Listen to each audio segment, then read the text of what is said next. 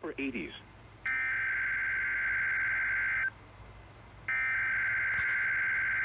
Tornado watch.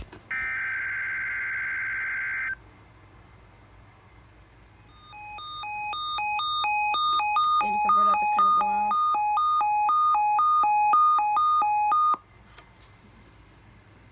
Weather Service has issued Tornado Watch number 444, effective until 7 p.m. Eastern Daylight Time.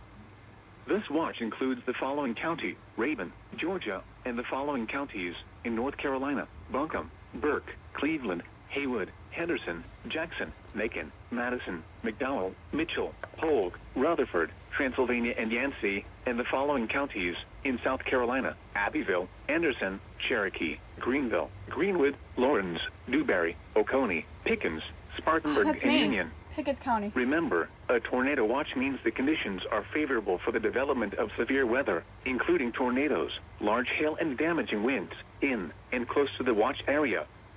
While severe weather may not be imminent, persons should remain alert for rapidly changing weather conditions and listen for later statements and possible warnings. Stay tuned to NOAA weather radio, commercial radio and television outlets, or internet sources for the latest severe weather information.